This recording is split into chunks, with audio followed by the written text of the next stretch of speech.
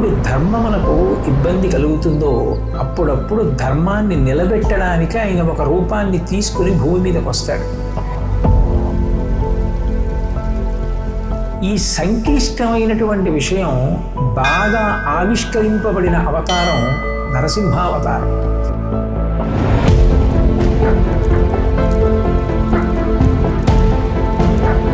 ఒకే క్షేత్రంలో బ్రహ్మ విష్ణు మహేశ్వరుల దర్శనం చేసి నరసింహస్వామి వారి యొక్క దర్శన కారణం చేత కలియుగంలో ఇంత తేలికగా మోక్షానికి అర్హత పొందాలి అంటే అది ఒక్క ధర్మపురి క్షేత్రమునందు మాత్రమే సాధ్యమవుతుంది అని అక్కడ విరాజమానులైనటువంటి దేవతా స్వరూపాల వలన అర్థమవుతుంది. అమ్మ అన్నం వండగలదు కానీ బలవంతంగా పెట్టలేదు కదా. భగవానుడు ఇంత ప్రతిజ్ఞ చేసి మన కొరకు ధర్మపురిలో వెలిసి ఉన్నాడు.